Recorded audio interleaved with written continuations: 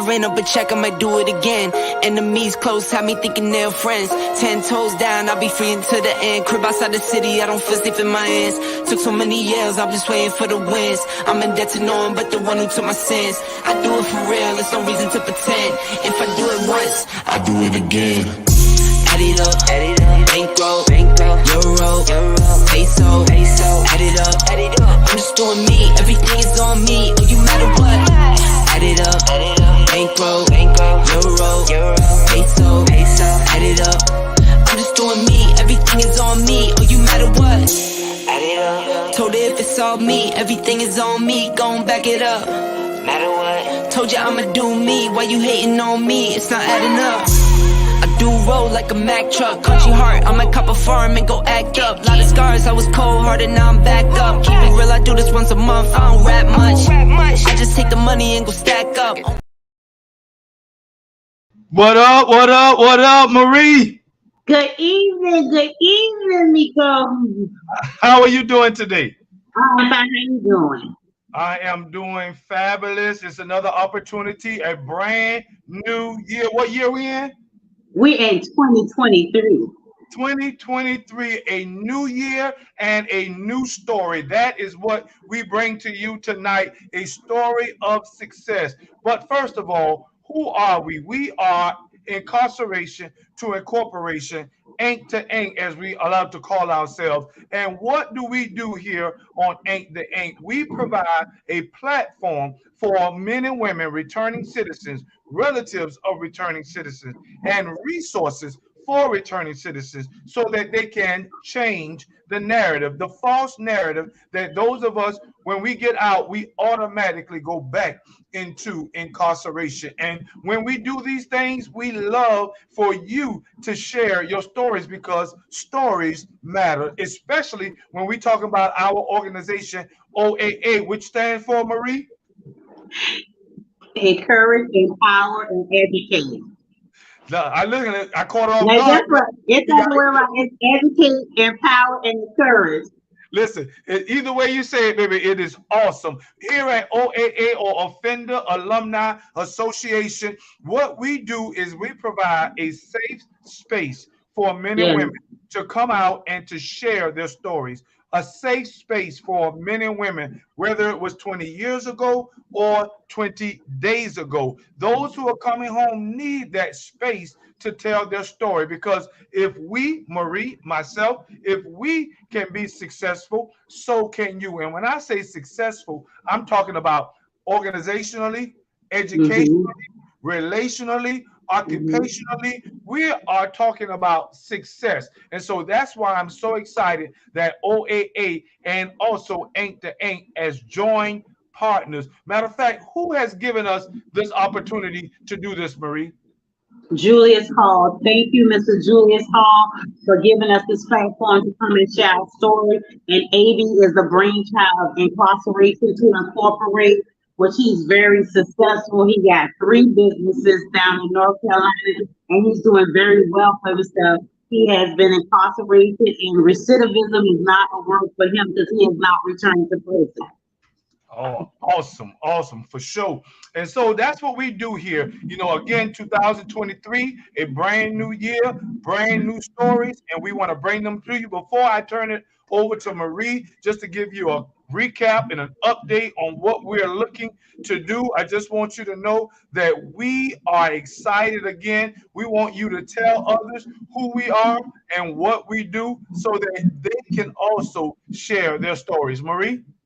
Yes, OAA, this is 2023. We got a lot of exciting things coming for returning citizens, even into we're going to have new people on sharing their stories and how they're successful being entrepreneurs. And so me and Julius and I, even if we have to go, like, I love that word that Julius say, out in the trenches. We love being out in the trenches. And we're going to have another visual and verbal, what we have with the boys. We're going to be doing that again for the youth. So we're just looking up for an exciting year. For sure, for sure. And we got a guest, a special guest that's joining us in just a few moments. But what I want us to do is I want us to remember those that we have left behind, those that we Yes, have left behind the wall. So often we get so caught up in the newness of the things that we got going on that we forget those that were behind the walls. And so I just want for a moment, think about that friend. Think about that brother. Think about that partner. Think about that family member that you left behind. And I want you to remember them and also be intentional about doing things that will provide an opportunity for them. Marie, you got something to say on that? oh, I love it. I have met women who have life sentences that's not coming home. Well, I can't say that, Nico. I cannot say it because the laws change, policy change every day. And hopefully a lot of these women have been incarcerated for defending themselves. You know, and so in time, I know that they will come home. There's some amazing women that I have met behind the walls. You know, and I just really want the opportunity for them to come home so that they can be successful. I agree. I agree 100. Yeah, So that's what we're going to do. We're going to make sure each time we come on, Marie, and you hold me to this, each time we come on, we want to remember or encourage others to remember those that we've left behind the bars. Because I believe it is our job not just to represent them well, but also right. to remember them. I like Sound what you say, Nico, that time when you say that while you're in prison, start preparing yourself so when you come home. And there's so many degrees that you can get in prison. You can go to school while you're in prison. Go ahead and educate yourself so when you come home, you can do what it is that you need to do for yourself. for sure. I think, Maurice, because this is a new year, a new season, what we need to do, but as we wait for our guests, is we need to tell people how do we have that common denominator? Because they may not know your story or my story. So, if you will, briefly tell them how you are related to incarceration. I'm related to incarceration. I did 18 months in prison. I did 18 months in prison, and it's been like almost 18 years. And I have not been back. And so, like Julius said, the word recidivism, they say that we people are going to return to prison. A lot of people learn their lessons, and I was one of them. You know, so I like to think that being a part of OAA and Incarceration to Incorporate to encourage you that you can do it, and there's something. There's people out here that care and want you to make it. You know, I know it wasn't easy for me when I first came home as far as getting a job, but now I have a job, I'm on house, I have my own car, I love traveling. So yeah. And that for myself, Julius Campbell. And one thing that I'm excited about is to remember the story that I like to share. 26 years I was incarcerated. That is not boasting and bragging. That is simply sharing my story. And now look where we are. 3.5 years later, the doors have been opened for me to do a number of things. This podcast, first of all, that Marie Jones and myself have, we are able to share our stories. The job that I have now working for an organization that allows me to work with system impacted youth. I am able to share my story, lived experiences of who I am and where I come from. Not to say that I'm better than any, but to say that I've been there, and that makes me relevant and relatable to others. And also, this organization, Offender Alumni Association, we are able to work with system impacted adults. So here I am blessed. On my right hand, I'm working with system impacted youth. And on my left hand, I'm working with system impacted adults. And what do? We are mentoring, simply giving them our stories in hopes that they will not make the same mistakes that we ourselves have made. And in doing so, God has opened the doors for me to be a minister, a mentor, and a motivational speaker. I had an opportunity to do a TED Talk. You can look it up on YouTube, and it's how to help returning citizens succeed, because that's what we want to do. We want to be successful. And so there are Mhm. multiple things that I have been able to do, but I'm able to do these things because, Marie, you stated it, while I was inside, I was progressively preparing myself for the things that I'm doing now. While I was on the inside, I was studying how to be a motivational speaker. And when the door opened and the opportunity presented itself, bow, I'm there. Also, while I was on the inside, I was preparing myself for school. And now I'm blessed to be able to get my master's degree. And so I believe that we ought to progressively prepare to be the person that we desire to be, so that Hey, when an opportunity presents itself, we walk right into those opportunities. So, Marie, I just wanted people to understand that you and I, can relate, that you and I are relevant to the topics that we're talking about. And if you and I can be successful, so can they. Do you agree? yes, our guest is here, Miko.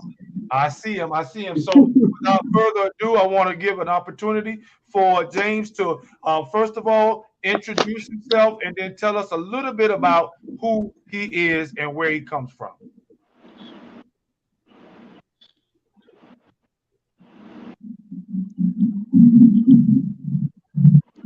Can you hear me, James? Yeah, I hear you a little bit. I don't know, it went down. How y'all doing? Blessings, man. Blessings. Blessings, King. Blessings, Queen. How you doing? I'm How you doing well. doing? Can you All right. hear me? Hmm? Can you hear me? Yeah, I hear you like a kid there. Can you tell me your name and your affiliation to incarceration? Okay. My name is James William Young III. I'm a returning citizen that was detained for 13 years, 6 months, and 8 days.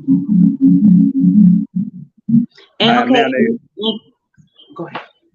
I am now the executive director of All Heart Seal and Prison Minds Incorporated, which is called I Am Inc. or I Am Incorporated, a nonprofit and social enterprise organization working in 4 different states: Jersey City, New Jersey, Bronx, New York, Charlotte, North Carolina, and Greenville, South Carolina. Wow. All right. Marie, for 1 second, do me a favor. Let me make sure. Marie, when you ask a question, after you ask a question, put your phone on mute. Let's make sure there's not vibration coming out. Yes. Right now, hit mute. Let me see something. Okay. Come back. All right. So there was a little feedback, but it's okay. So I want you, when you ask the question, ask it and then mute yourself, unmute yourself, and then ask it again. Okay. Okay. But right now, before you do that, I've already prefaced Mr. James with some questions. So James, I want you, this is your story. So I want you to tell us your story, and then Marie and I will interject from time to time certain questions. So start from the beginning. Tell us a little bit about your transition. Was it smooth or difficult? And then just ride. I've already talked to you in advance. So tell us. You can take the floor. So, yeah, so my transition was actually, it was smooth. After my 13 years, while I was inside, what happened was I never lost sight of who I was. Like I never lost sight of the leader inside me, right? Because sometimes when we get in prison, we get caught up in adapting to the things around us. But what I did, I adjusted to the things around me, right?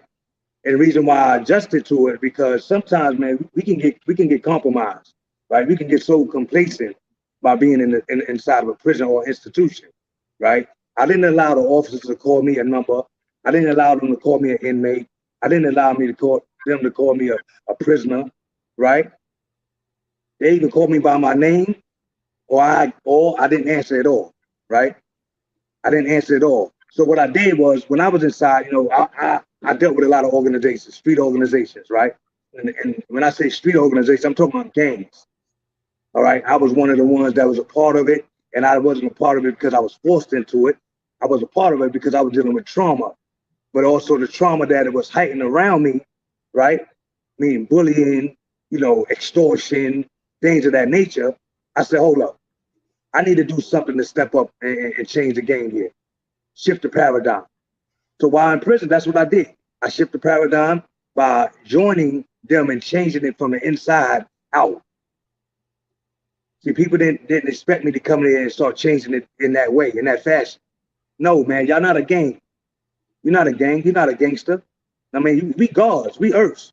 We can't carry ourselves like that. We can't harm each other. So that my transition was actually easier from inside on my way out. And so can I ask you a question? That didn't cause you time for you to try to do that, being that you was a part of the game? No, ma'am. Nah, Queen, none at all. So, and my story is it's on my page, it's on my website. I dealt with top-notch dudes, right? OGs that been in the game over 13, 14 years, right? But I had a lot of young kids around me that was representing something that was falsified. It was a facade. So what I did, I talked to them about it. Why'd you join this game? Was you forced to do it? Do you know the meaning of being a part of an organization? Did you know why these games was created in the first place? And the first one that said no, what I did was I informed them and I taught them, right? I taught them, yo, these games was designed because we was being oppressed in our communities. It was designed because we didn't have the resources to take care of our family members, right? So what I did was, while I'm teaching them and telling them, like, look, I'm not telling you not to be a part of a gang. I'm telling you to be a part of an organization. It's a difference. See, a gang is a negative connotation toward man or toward woman. But if being a part of a street organization or a group and knowing the history of it, it'll change your mindset. And that's what it did with me. Oh man, I was called. I didn't join the game because I wanted to be a part of it. I was joining the game because the literature sufficed itself. The literature that I was reading was very enticing to me. They wasn't doing nothing negative or toward black people or toward women or toward elders. They was actually protecting them. They was the vanguards for the Black Panther Party. Bloods and Crips was the vanguards. They was guardians. They wasn't out in the streets doing harm to our community or to our neighborhoods. So what I did, I taught that. I taught that to the young adults. I taught that to the young kids, right? I taught that to the kids that was traumatized. And I got respected for that because they said I was cut from a different cloth. Okay, so listen, now what I understand, but whether you look at it truthfully or not, the negative connotation is there because of the acts and the behavior that follows that. So if you're trying to change the mind, then you're gonna have to find a creative way of doing it. But that's another story. What I wanted you to tell me is about your transition from incarceration to incorporation. How was your transition? Was it smooth? Was it difficult? Did you have housing, number one? Did you have gainful employment, number two? Did you have community support, number three? Talk to me about that. Yes, so my whole ride inside the institution, I had my mother, I had my wife, and I had my uncle. And these are the only three people that rode with me the whole time. So while other people around me were unfortunate, no, they didn't have nobody. They didn't have family members. They didn't have friends. I did, right? And my mom said a person that prayed, right, or stopped praying is a person that will fail while inside this institution. So I never stopped praying. I never stopped praying while I was in there. And she told me to never give up because you never know who's praying for you. So my transition was actually, again, it was good because I already had my mind set on what I was going to do when I came home. See, prior to me coming into the institution, I lost my best friend to gun violence. And when I lost him, I lost a part of myself. You know what I'm saying? I lost a part of myself. And that's how I started doing that. I took that decline. I started going downward spiral. But nobody knew that. You know, I came from being a all-star basketball player in high school. My grades, I was an honor roll student, right? But I lost my best friend. When I lost my best friend, I started indulging in wrong actions. And that's what brought me inside the institution. But what happened while I was in the institution, I had a wake-up call. I was face to face with death. I had 5 officers, man, that beat me down to a pulp so bad that that both sides of my ribs was broken, and I was stuck inside solitary confinement for 250 days. But while I was in there for 90 days, not eating, right? Laying on the ground, bleeding out my mouth. I'm like, damn, thinking about everything from my beginning all the way to the moment now, my present, and thinking about my future. So here comes my transition. A nurse knocks on the door. She says, listen, I need to check up on him. I need to make sure he's all right. This is a lady that was her first day on the job. Every nurse that been there didn't think to open up the door and check up on him. She opened the door. She said, no, I got to take him to the infirmary and make sure he's good. This is my job. When she did that, here goes my awakening. Yo, Jay, you got to change the way you're moving. Because when I came in there, I didn't stop moving the way I was moving when I was on the streets. I was still hustling. I'm still running with a gang. I'm still doing a whole lot of stuff that I should not be doing. When she did that, it changed my whole lifestyle. It changed my whole frame of thinking, my frame of mind. And this is what I did. I started going to school. I started studying political science. I started studying social work. I started studying mental health first aid to become a peer specialist. And when I did that, I said, when I go home, I'm going to change the game. I'm going to make sure every young brother or young sister that looks like me and came from an area I come from, I'm going to show them what's real and what's fake. Here's the transition. No, it was hard, but it was easy because I already had it here. It was already in my heart and it was already in my mind. I knew what I wanted to do before I got in. Sometimes when you go through trauma or a traumatic experience, it detours you from your real purpose. So I had to go back and deprogram myself to, what's your real purpose, Jay? What is your goal? And my goal was to heal, man. I just wanted to heal my community and save my neighborhood. Look out for my neighborhood. I didn't want to be greedy no more. I didn't want to cause harm to the same place I reside in and I lived at. My kids lived there. My mother lived there. My kid's mother lived there. I didn't want to do that again. So here comes All Hearts Heal in Prison Minds. All Heart Heal in Prison Minds, it directs all its attention to the 4 corners of an urbanized community where brothers and sisters are dealing with traumatic experience and not getting no help. Saving the heart and minds of our young adults, taking the guns out their hand, putting books in it. Taking the guns out their hand, putting computers in it. If they're missing a father or missing a brother or a sister, we put incredible messages in these spots, in that void, to help them shift their paradigm and shift their movements in the streets. That's where the healing process came in that. Because we knew what was missing, because I was missing the same thing. So I empathized with them. Instead of judging them, I empathized with them. And I start putting components there that can help them rise. So you jumped though. I need you to help us to understand. When you came home and you wanted to save people, you had to first save yourself. So did you have difficulties getting a job? Did you have difficulties getting housing? Tell us a little bit about the interim between your release and your success. Okay, so I had a wife. I came home to, so I had housing. You know, again, you know, God works in mysterious ways. I had a wife that stood there and rode with me the whole time.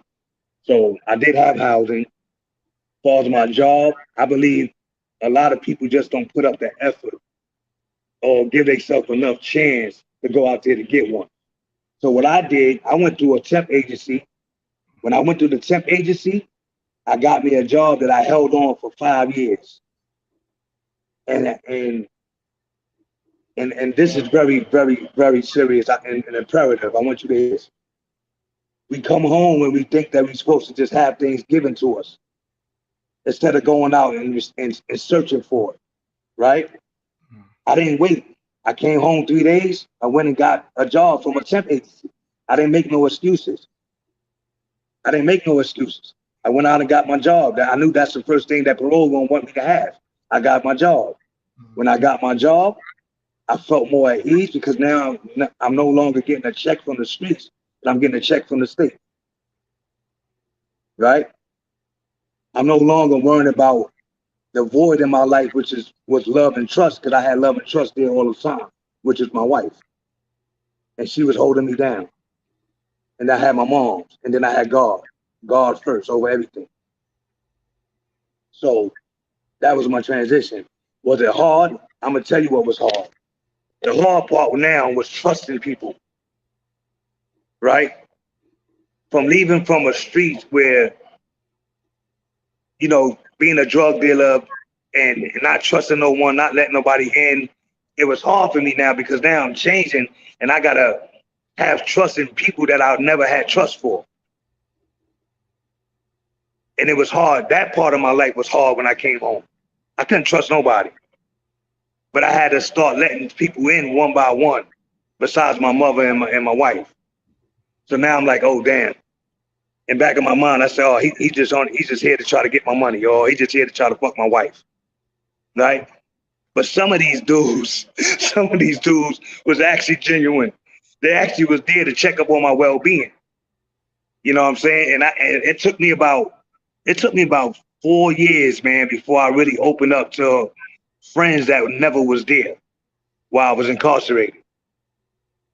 And I say that because sometimes people just don't want to see you when you in your lower self. You know, we start pointing fingers, but at the same time, they didn't make the choices we made to get there. We did. Or I did. And I had to start realizing that. You know what I'm saying? So the transition was, it was hard, but it was worth it. But it was worth it because now I stopped pointing fingers at everyone else and start seeing my decision. I start taking accountability for my actions. Something that I never did before. All right. Ms. Jones, do you have any questions?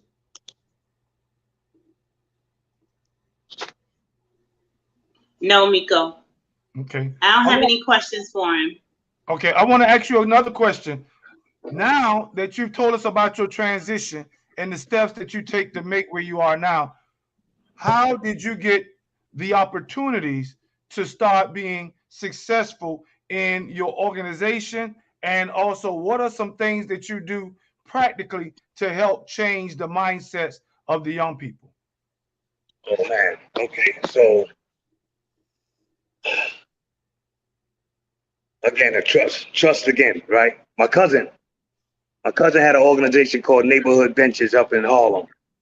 And he said, look, man, just give me a chance, man, before you go back to the streets. Just give me a chance.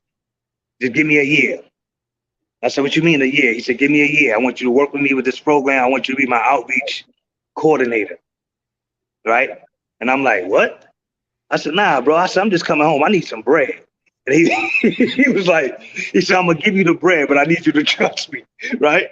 And I'm like, okay, I'm going to trust you. I said, but I'm not giving you a year, bro. I'm giving you 6 months. So within this 6 months, he's sending me to all these classes, going to all these colleges. And these colleges that I'm going to, I didn't know at the time was working on trauma reform. And I'm thinking it was just working on trauma reform for the people around me, but it was also for myself. So while I'm doing this, I'm going to school, I'm learning things, I'm taking notes. And while I'm taking notes, I'm starting to see myself in these notes. And I'm like, oh, damn. I said, man, maybe I do have an anger problem, right? I ain't go to jail for hurting nobody, but maybe I do have an anger problem. Maybe I do hate myself. So when they start asking me questions, why don't you name 5 things you love about you, right? I always stopped at 2. And he like, that's the only thing you love about yourself?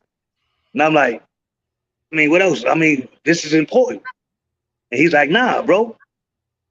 So as I'm learning to love me from the inside instead of from an outside or materialistic way, I'm like, this is the same thing that most of our kids are going through as well. They don't know their self-worth. I'm learning how to love myself first before I can love others. So check it. Why it was so easy for me to do what I'm doing now? Because every time I see a young kid or a young man or a young lady, I don't see them as work. I don't see them as I'm their doctor or their counselor, right? I say, look, man, I'm the same person as you. I'm leveling down to your level. I don't want you to see me with my suit on or my dress pants on or my button up. I want you to see me with my hoodie on and my Jordans on. I'm coming down to your level. So when I go to the streets and I talk to these young kids, this is how I'm dressing. I'm dressing the same exact way. So now they don't feel like they're being evaluated. Here's my program. I'm knocking on doors. You can't get in my program unless your mother and father come for the first month. Reason why I do it that way is because I've learned from past experience. If I teach you a whole lot of things and give you the tools to make you better, but still put you back in an environment or a house that's toxic, I'm wasting my time. Because your mother and father are still living in toxic things. Your friends and them are still living in toxic things. This is your community that you grew up with. I need to know who your friends are. I need to know who your mom's is. I need to know who your father is. This is what healing is about. This is what All Hearts Heal in Prison Minds is about. We're about healing. We're about healing the mind. We're about healing the heart. Most of our young adults and myself is still going through therapeutic things as myself, right? So what I said, let's find the underlying thing that's your problem. Those closest to the problem is the solution. That meaning you first. I was the problem in the streets, but I was the closest solution to change that problem. I did it on a regular basis. I've been doing it for 11 years. So you said you wrote a book. Tell us a little bit about the book. Say that again? You said you wrote a book. Tell us a little bit about the book. Okay.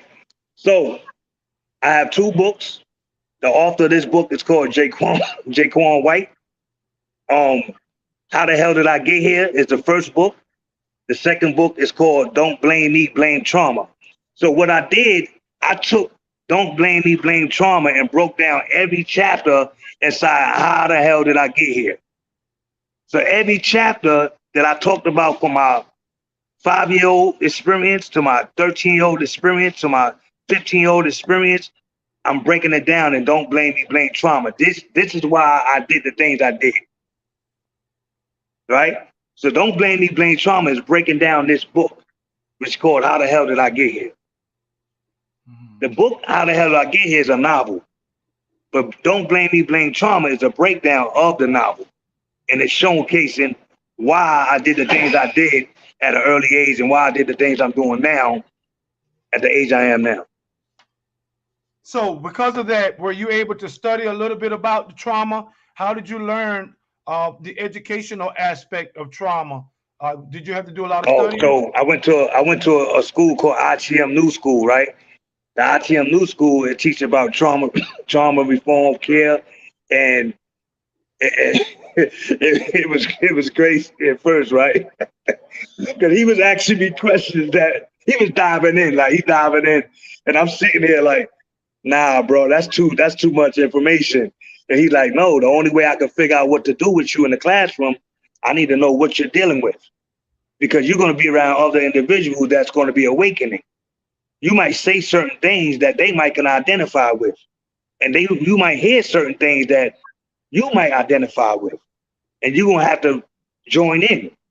So what I did, I said, yeah, okay, well, teach me about trauma. What is trauma, right? And why is it there? And why do certain things happen when it's triggering? And by doing that and learning and going through the process of others and hearing their stories, I was like, whoa, this is just what our neighborhoods and communities going through. Our young adults ain't really a problem child. They are traumatic child. So They you are believe traumatic that children. you believe that Right. trauma is the reason why we do what we do? Huh? You believe that trauma is the reason why many people do the things they do, the negative things? Absolutely. Absolutely. So let me ask you this. If that's the case, then is trauma to be blamed? Is trauma the reason? Should we blame trauma for everything? I would say if you want to go back to the beginning of anything, say you have a gang leader, right? That never had support for what he was going through, right? But now he's teaching it to a young lady and a young man that's spilling it out in our community. But they don't think it's wrong because it's coming from somebody they looked up to, right? He taught this. He implemented these things in them. But at the same time, he was a traumatic individual. He was dealing with a lot of things he never healed. He never healed from the things he was going through. He's passing down these traumatic experiences to our young kids.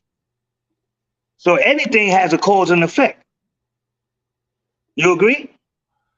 I agree, but we have to be careful not to blame trauma on everything because our response doesn't have to be negative when trauma attacks. That's just And like anger. say again? And that's just like anger. Exactly. Like anger is a good emotion, right? People don't think it's a good emotion, but anger is a good emotion. What makes it bad is what you do after the fact. Mm-hmm. And I agree with you. True, true. So as we get ready to turn to a curve, I want you got an audience right now. I want you to take these last couple of minutes and encourage. I want you to tell the people why that we can do things differently. Encourage the listeners right now, whether they're young, older, or game bangers. Encourage them. Look, man, I believe in a mirror image, right? And a mirror image is simple, man. You know, a lot of times we do the things that we do because we don't see ourselves doing it, right? We don't see ourselves doing it. But if we look back and this video is played in front of you, you will realize that, oh damn, that's not me. I didn't do that. I didn't do that. It couldn't have been me. But now I'm showing you a video of what you did, right? Nobody wants something to be played back to them negative. Because everybody think, or their mother or father or grandmother or grandfather think they have a good son or a good daughter. My mother thought I was a good guy. My grandfather loved me to death. Like, oh, he won't never do nothing bad, right? What we do something bad. And why we do something bad? Because most of the times, like I said earlier, we adapt to the things in our surroundings. We adapt to the things around us. And by you adapting to it, you cling on to these things. These are like utensils, right? You can't eat your food without a fork and a spoon or a knife, without somebody looking at you as a caveman or a cave woman. If I go in a place, now let's be real. If I go in a place in a restaurant and I start digging in my food with my hands, I'm gonna look down upon, right? So we gotta look at the world as a restaurant. We gotta look at the world as a restaurant. And like we got people around us that's judging us every moment. My right-hand man said something to me that made a whole lot of sense. The reason why the things, our abilities and our potential is always disappearing, because we living in a world like Tetris. Tetris, right? The game Tetris, I don't know if y'all know about the game Tetris. In the game Tetris, the idea of the game is to put a piece in place, and the quicker you do it, it disappears. The quicker you put this piece in, it disappears. The quicker you put this piece in, it disappears. It's just like your abilities. It's just like your potential to be great. You're not becoming great. You're not honing in on your uniqueness. It's because you're too busy trying to be like the other people around you. You're disappearing. This is the game of life, man. Either you playing checkers, you playing chess, or you playing Tetris. Which one you want to be? I don't want to be the piece that disappears every minute. I want to be the piece that's always building, always creating. finding my true potential, finding my purpose. Let's play chess. Let's make everybody that's a pawn into a king or a queen. Okay. Okay. I appreciate that, James. Listen, man, I thank you for coming on, and I thank you for just allowing us an opportunity to hear your story. I thank you for your success and how you're helping others around you to be successful. And we just wanted to let your story of success be heard. So for those that are listening to us, as always, we appreciate you joining us on Fridays here at Ain't to Ain't. We may have started this thing out wrong, but look at us now. We are finishing strong. We'll see you next Friday on another edition of Ain't to Ain't. Have a good night. Peace.